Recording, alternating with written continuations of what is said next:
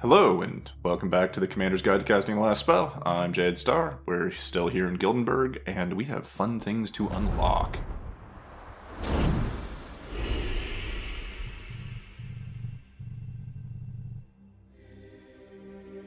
Oh, we have more questions to ask. Excellent.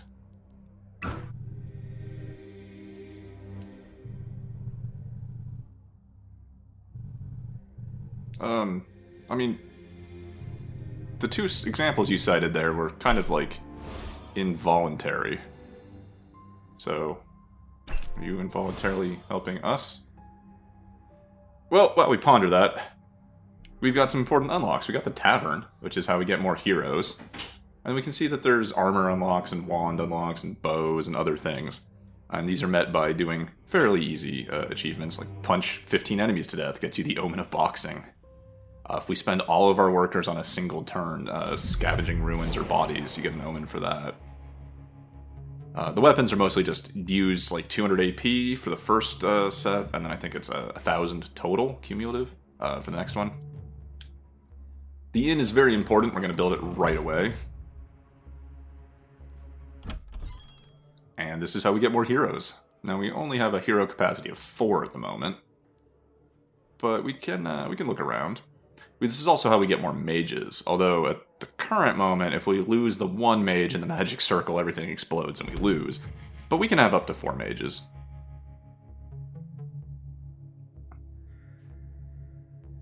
Let's see, we're not going to go into the purple side of the Orculcum just yet, because I might be digging up some bodies.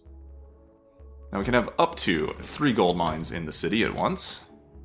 We have almost enough money to upgrade it.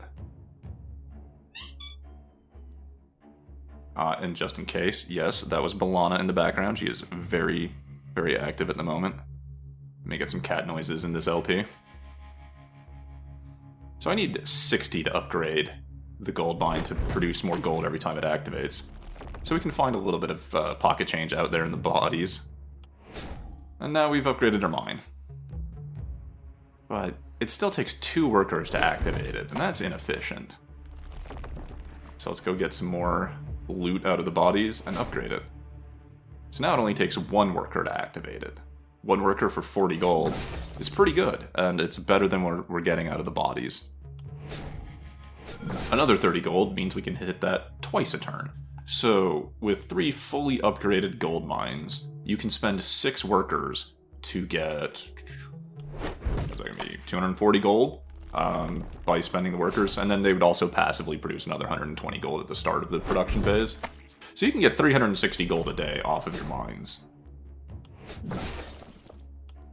And now I'm just mining gold to reinvest into the gold mines to mine more gold.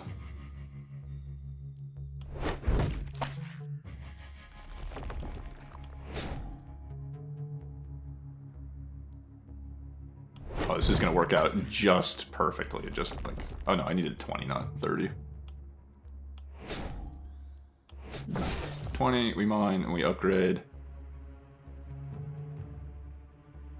Yeah, am I calculating something? It's been a little bit. Yeah, now we're going to get that, then we're going to work. And there we go. We have the foundation for a strong economy. Like 3 fully upgraded gold mines. Now, there's only 3 knights left in Gildenburg, so it's not super necessary what I did. And perhaps if it was your first time, I might have suggested picking up a hero with some of that money instead of upgrading every single gold mine. But there are reasons to not immediately reach your party limit or your hero limit, and I'll get into that later. The short of it is that every knight has a set amount of experience, and less heroes means more experience per hero means more leveling up. Finally, we can unlock some new weapons. Axes and pistols, also the stat upgrades, are very good first investments. Pistols are actually kind of great, and I really... when I was thinking about the weapons, I think I've underestimated pistols a little bit as a great sidearm for melee people.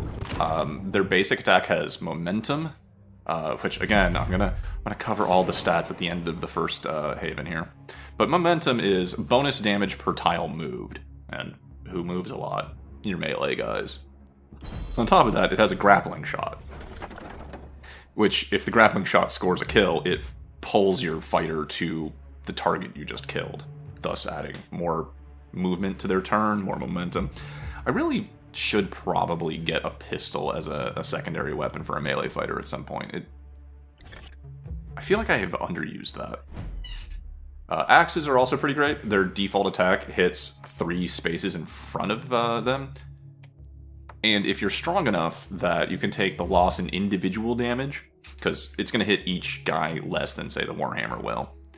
But if you hit all 3 of them and you're still killing them all in one hit, that is great action economy. 3 kills for a single axe swing is great. We're going to patch up the rest of the walls, upgrade the weak walls to reinforced wooden walls, and completely encircle the haven. Double check to make sure there's nothing there. Excellent. I think we've got a full set of walls now. Which kind of means that our materials are now useless?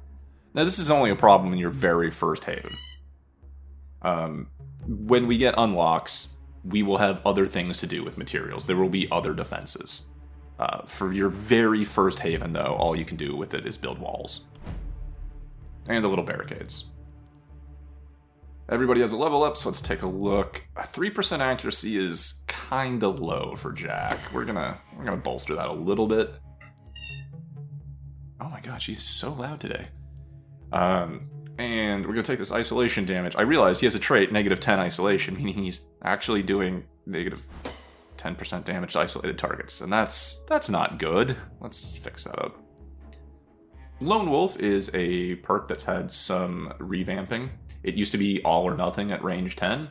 You now get a slightly less than half of its bonus at half range, making it much more useful.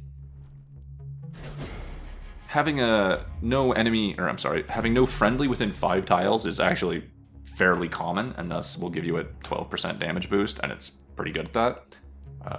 10 tiles is less guaranteed. But, like what we're going to have to do tonight, somebody might have to be on the southeast while the other 2 are on the southwest. They're going to be completely by themselves, and they would gain the full 30% damage potential from a Lone Wolf. Jossar, having seen how good poison is, I've decided to grab a little bit of poison damage. Just to keep the hand crossbow's slow death up to hopefully being able to 1 or 2 turn enemies. And then look at these skills. Longer weapons is alright, but she doesn't have long range weapons, and getting shorter range inaccuracy seems really bad. We're not going to do that.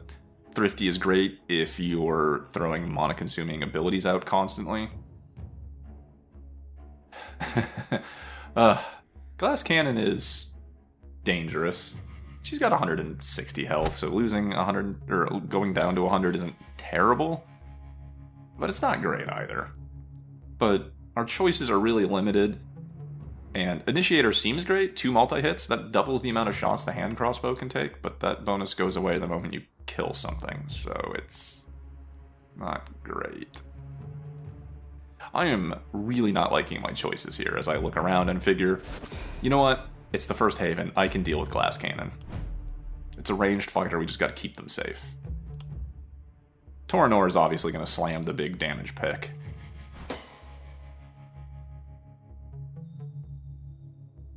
Then, oh man, having to explain stats. Propagation damage. Every hit that, like, say the Chain Lightning hits, say the first Chain Lightning hits its initial target for 100 damage, then the next one will hit for 85 damage, and then the next hit will hit for 85% of 85, which I'm not doing off the top of my head, and then so on for diminishing returns for every target you hit with Chain Lightning. Boosting propagation damage means that you lose less damage between targets, so instead of going from 100 to 85, it'll now go to 89. So more damage down the chain of lightning strikes. You can get propagation damage up to 100, and maybe you can get it above 100? I can't remember. I wasn't watching the tooltip close enough. But at least at 100, that means your Chain Lightning and other propagation damage attacks never lose damage as they go. It hits the first target for as much damage as it hits the last target. We're going to get Mark. Not that it's super useful, but I mean, 1% accuracy. Yeah, if we find dodgers, we might need it if she didn't have the wand. But also, just being able to mark puts a debuff on an enemy. An enemy with a debuff then is subject to opportunism damage. And with the last of my gold, I find this short bow +3. This is so much better than what Jassar is using. Jassar is still using the starter bow, the tier 0 wooden. So it's like a -1 bow, and we just replaced it with a +3. That's going to be a big damage increase for her.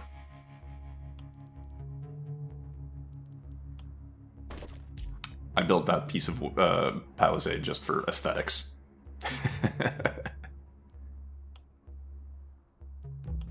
The temple doesn't need a worker to dish out a little bit of free mana, but we don't have anybody missing mana, I don't think. And I definitely can't afford to recruit now. So we're going to have to deal with this knight with 3 heroes. This is doable. Maybe if it's your first time picking this game up, because at the time of the recording, I believe this game is on a huge sale. And so I've seen a couple people post that they have picked this game up because of the LP.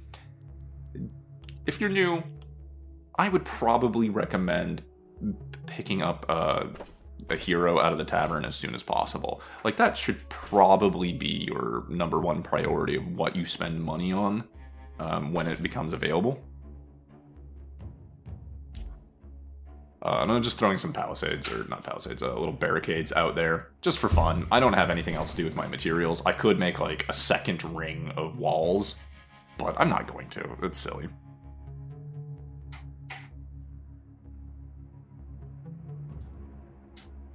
Oh good, I'm gonna get background noise in my audio because my cat is attacking the blinds.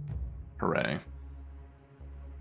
Alright, I'm expecting more enemies coming from the southwest, so the mage is there with the book for area of effect attacks like Chain Lightning, Fireball, but also Weakening Touch, because it propagates. It can just weaken several enemies at once and then just make killing them all easier.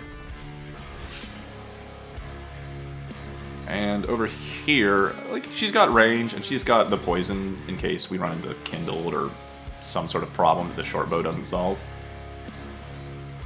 I'm a little annoyed that a power shot isn't a guaranteed kill.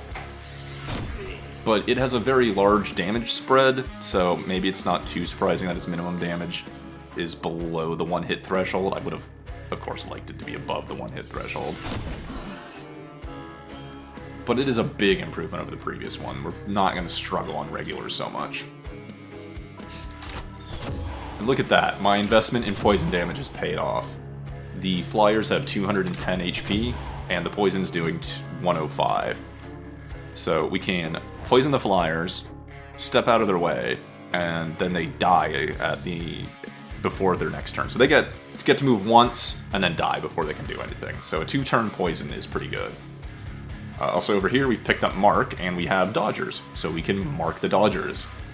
They will be less evasive, and we'll get bonus damage against them.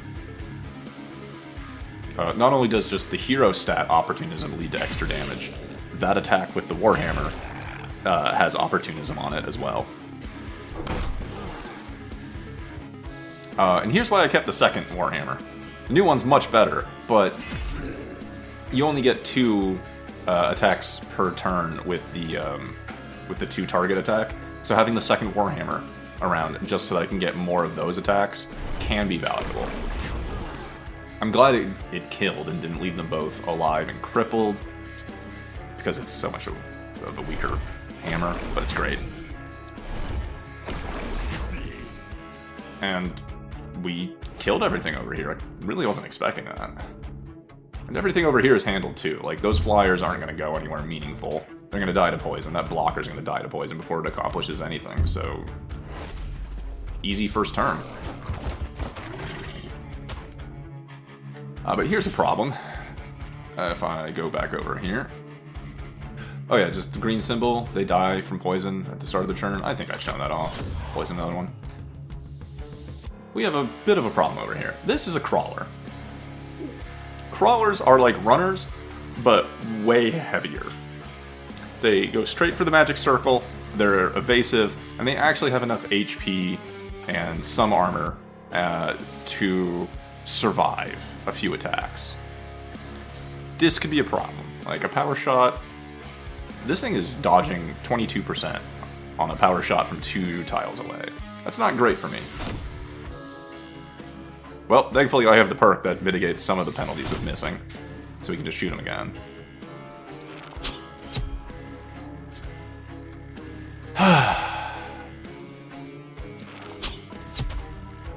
And it's still alive. God damn it.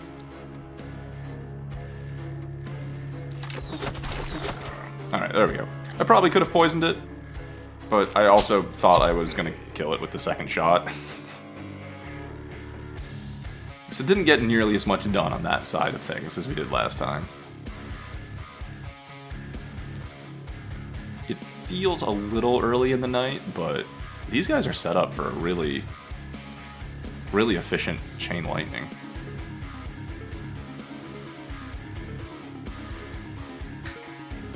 They're just a solid line.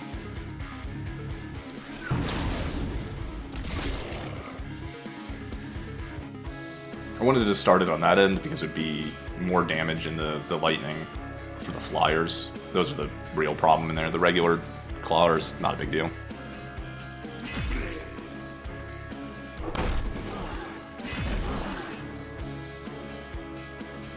And the Jack can clean up, but 5 AP, only 6 movement left. I probably could get in there and hit something once, but I might not get out of range of the flyers, and then I need an AP to use the armor. Oh, I know what I'm doing. I know why. So he's not safe there. He's kind of safe, but he's not really safe. But the wand can give him 2 movement and an AP back. And actually he was safe. I did have enough movement to get out. No, well.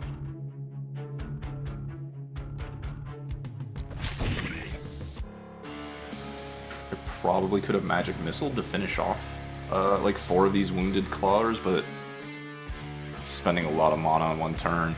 I probably could have. It's just my giant robotic crab syndrome.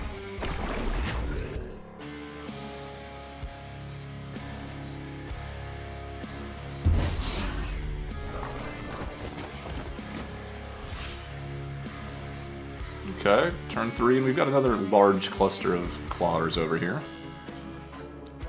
Just gonna mark the dodgers. Mark is a free action. You get 2 uses of it a turn. You essentially should always use it. Even if it's not going to actually make anything easier to hit, say you have infinite accuracy and marking it doesn't matter, it's still a debuff, so it'll still give anybody who's attacking that target bonuses from opportunism.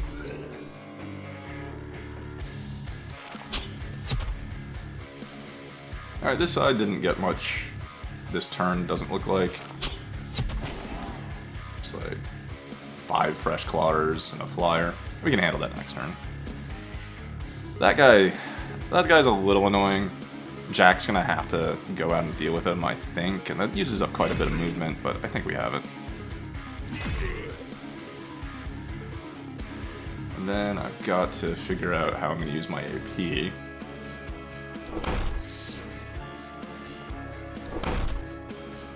Does it survive? But if we kill it, yep, nothing can reach Jack, we're fine.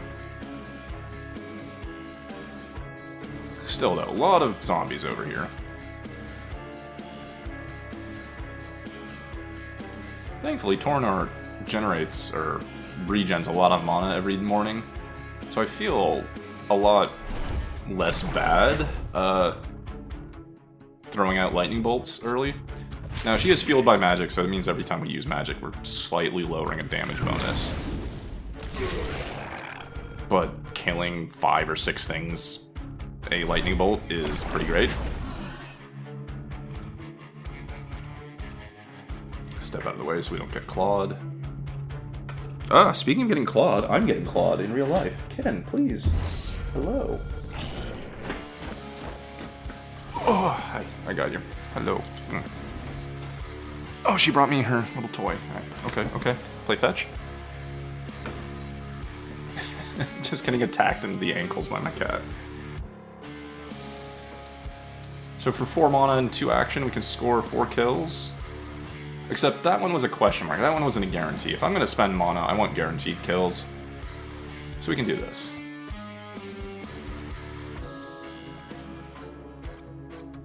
Oh, and then I'm realizing that's the same thing as a fireball. Both of them cost 2 AP, 4 mana.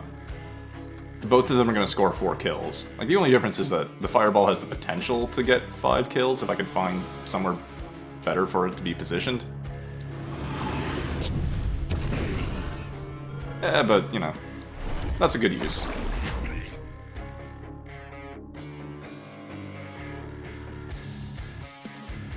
These guys are kind of far back. I hate flyers. We're just gonna weaken these guys so that they only move 2 instead of 4. And then we've got 4 guys not in a pack, but they're up in front next to the walls. We gotta deal with them. It's kind of annoying they're not in a pack because then Jack can't use the second ability on the Warhammer. So each of those 4 guys is gonna take 1 AP from Jack to kill. And that just makes him less efficient, 4 AP for 4 kills, as opposed to getting 2 kills for 1 AP with the secondary attack.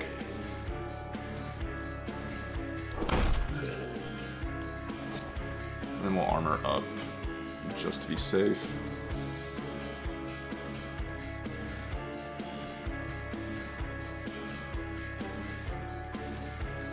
So part of the tanking is trying to figure out the math of it. So if that clawer attacks for full damage, it's just short of 80 damage. To armor. Which will go through all of Jack's armor, but Jack has maybe a couple percentages of resistance, but he definitely has some block. So I kind of just have to go off of intuition of whether or not Jack has enough defense to completely mitigate that attack or not, and I'm not entirely sure.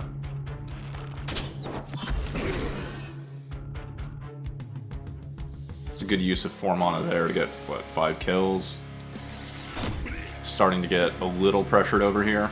And in fact, because I killed all the things in the back, these claws up front will be able to scratch the walls. Ah, again, I say the word scratch, and Kitty, please. She's going after my ankles.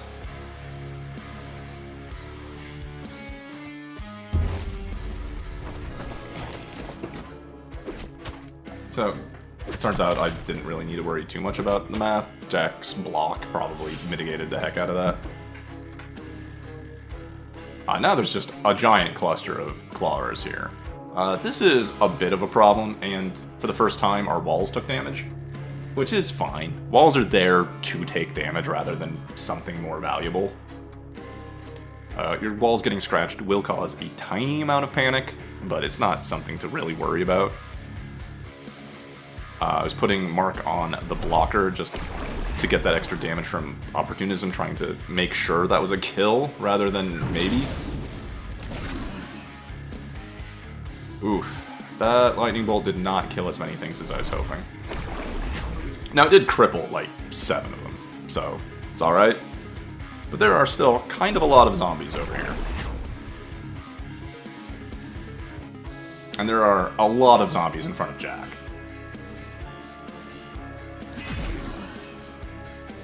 But we are near the end of the night, so it's time to start spending mana, and it's time to start using the Warhammer's ability. And that Warhammer ability kills things. And then remember, Jack has fatalities. These things that have barely just survived, no they haven't, they're dead. So that was like 8 kills in 1 attack? I could do it again, but then I remember, oh, there's flyers over here. These guys, they're not going anywhere this turn. Those flyers. I need to get somebody in front of those flyers.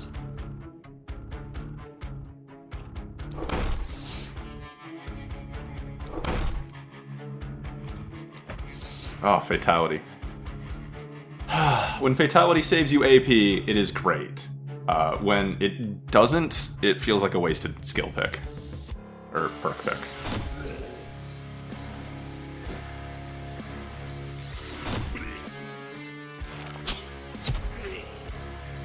Priority targeting the healthy clawers first. But this new bow is doing work. It was worth the investment.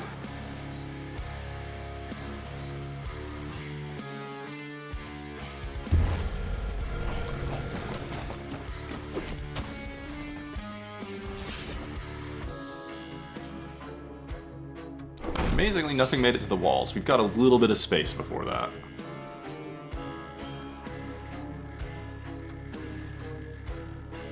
Yeah, I see the plan. Come on, Jack. Go. Do it. Do it past me. There it is. We hit that guy. We hit this one. We do the same thing we did last turn. Kill everything. And there's some survivors that we can just tap. The problem is, though, that Jack only has 1 health. Or not 1 health, 1 move. I kinda needed to move him. Or at least do that. So that we can get armor. I'm like, I could maybe get hit by 2 claws if I go next to the stunned one to fatality it. If I go here, only that 1 claw directly down can hit me. There's only 1 space that can be adjacent to Jack. We can survive 1 hit without taking HP damage. And that 1 claw is stunned. We'll just fatality him next turn. It's really disappointing when you don't get the 1 hits you want on regular zombies.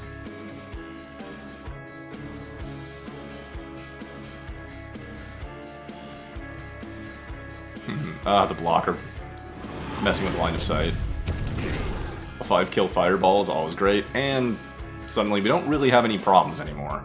We'll have to clean up the rest of them on the next turn, but the left side's doing fine.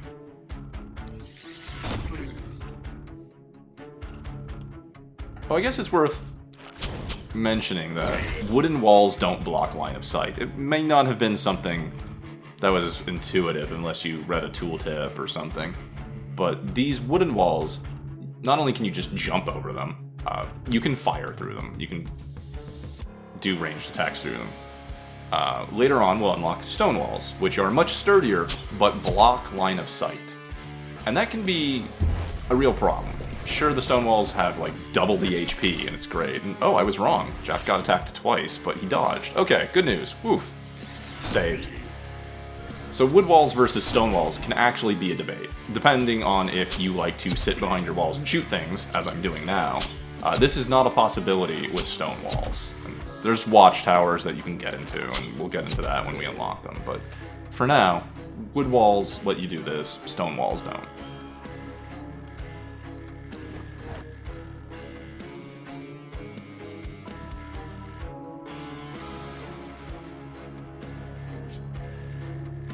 Eventually I'm figuring out that, oh yeah, I can just do this. I get 2 shots, they both have like no HP, I can just shoot them.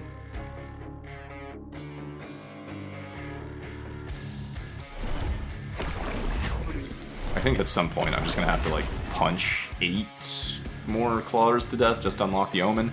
Not that it's really necessary, I don't use that omen. But, you know, completionist. Oh my god, I used the full Warhammer attack. Oh no, I did that on purpose. I did that on purpose. I remember now. I could have fatality'd him, but I used the Warhammer on purpose to rack up more AP usage for the sake of progression.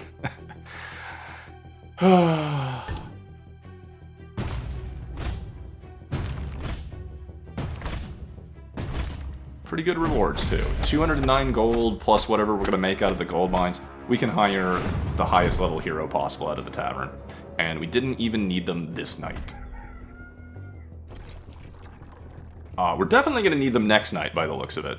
With a 3-skull flag on the southwest and a 3-skull flag on the northeast, we're going to be split up. I'm definitely going to want 2 heroes on each side of the haven for the next night. But we'll get to that during the next day phase, which will be the next video. So that is it for today. Thank you all for watching, and I will see you next time.